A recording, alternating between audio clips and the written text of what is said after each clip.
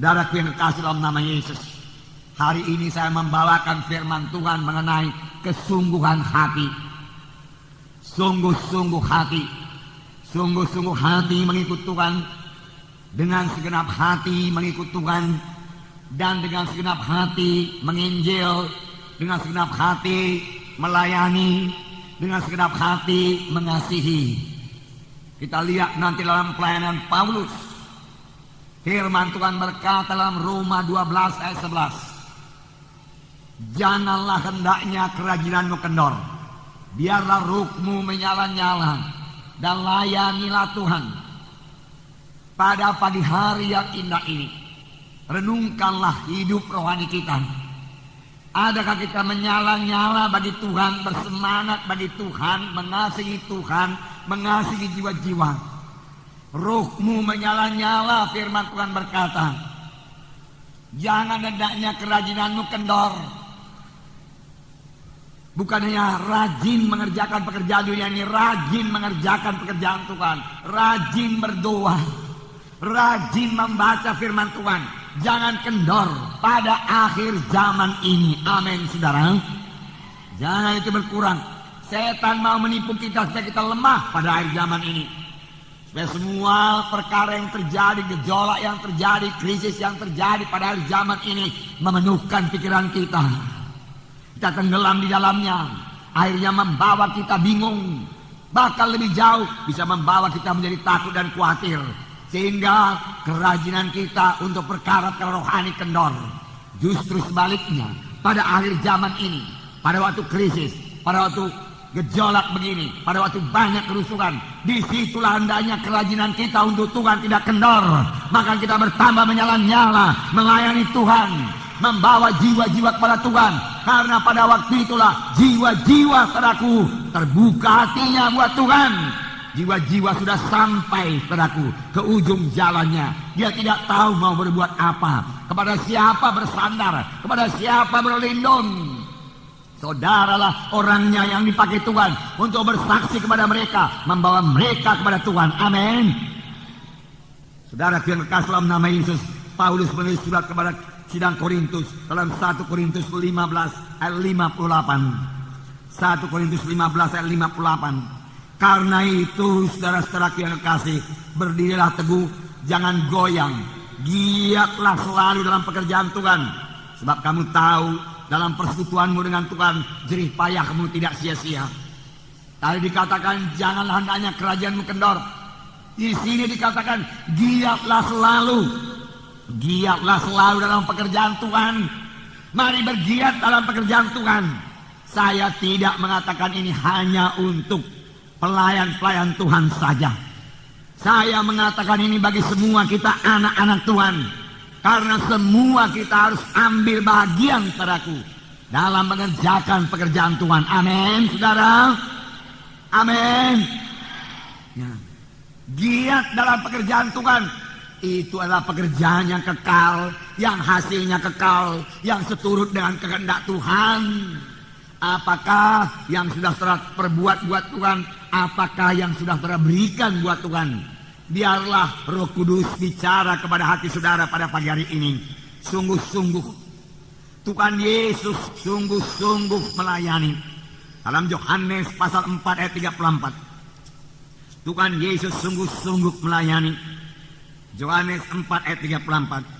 Kata Yesus kepada mereka, makananku ialah melakukan kehendak Dia yang mengutus aku dan menyelesaikan pekerjaannya. Mananku, Tuhan Yesus berkata, ini dikatakan Tuhan Yesus pada waktu murid-murid membawa makanan kepadanya, makanan badani. Tapi ada makananku, kata Tuhan Yesus, yang memberi kekuatan kepadaku. Makanan memberi kekuatan, makanan memberi kesegaran. Makanan badani memberi kesegaran badani, makanan rohani memberi kesegaran rohani. Banyak anak-anak Tuhan tidak segar rohaninya, tidak kuat melayaninya, tidak kuat rohaninya. Mengapa? Karena dia tidak melayani.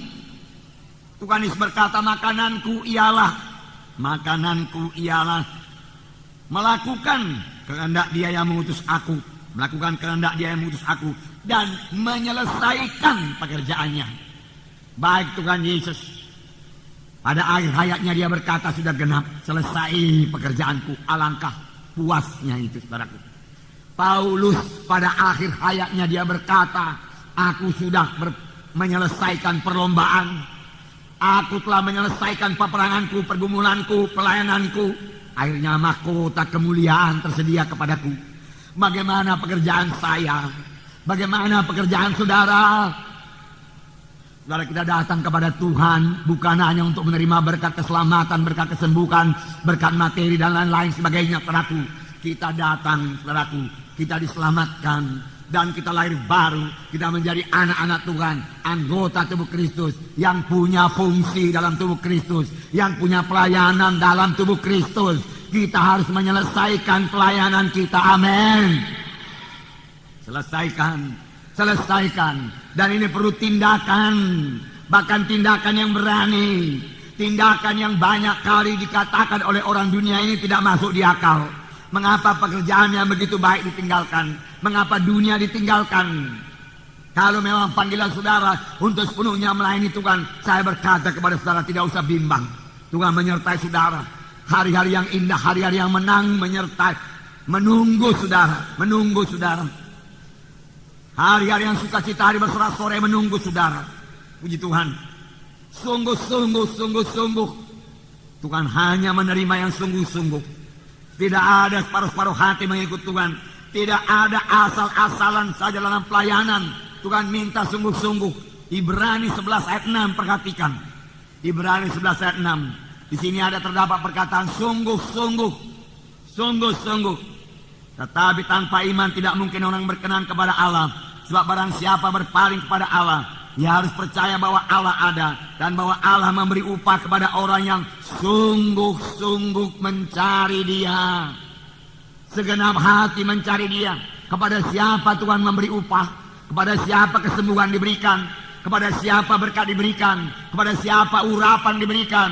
Kepada siapa kuasa diberikan? Kepada orang yang sungguh-sungguh mencari Tuhan. Kepada orang yang sungguh-sungguh berdoa. Kepada orang yang sungguh-sungguh berseru kepada Tuhan. Amin. Tidak ada separuh hati dalam mengikut Tuhan, saudaraku. Tidak ada separuh hati, saudaraku, dalam melayani, saudaraku. Tidak ada. Harus dengan sungguh-sungguh.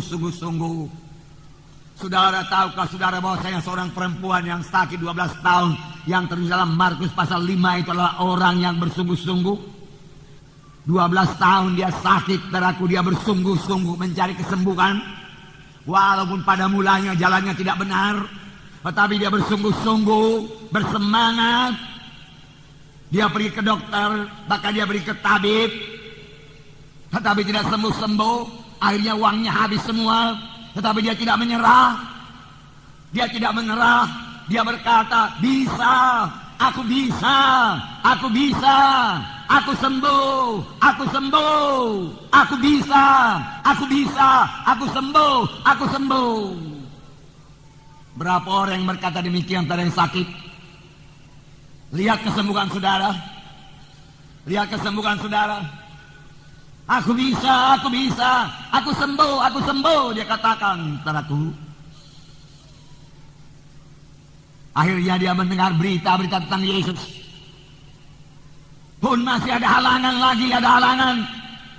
Tapi dia berkata, bisa kuatasi halangan itu. Bisa ku tembus halangan itu. Kalau aku jamah jubah Yesus, aku mesti sembuh. Aku sembuh. Dia lihat kesembuhan. Bagaimana kita yang menginjil ini? Bagaimana saudara membawa jiwa-jiwa? Sedikit halangan menyerah, itu artinya tidak sungguh-sungguh. Mari datang ke gereja kami, sana ada mujizat Tuhan, kuasa Tuhan. Orang berkata, ada acara aku hari Minggu kok. Mundur. Kurang sungguh-sungguh. Saudara, ini akhir zaman, tantangan bertambah berat. Kalau kita saudaraku kurang bulat dalam tekad, kurang teguh dalam Tuhan, saudaraku kurang bersungguh-sungguh, saudaraku, kita bukan hanya tidak berhasil membawa jiwa-jiwa kepada Tuhan, kita pun bisa rontok dari jalan Tuhan. Firman Tuhan berkata pada akhir zaman akan datang satu masa yang sukar. Daripada masa yang sukar, saudaraku, Di mana pekerjaan setan bertambah-tambah merusak manusia ini, saudara sudah lihat sendiri. Bagaimana dia merusak muda-mudi. Saudara, di situ juga anugerah Tuhan bertambah-tambah bagi yang sungguh-sungguh mencari Yesus. Bagi yang sungguh-sungguh mencari Yesus.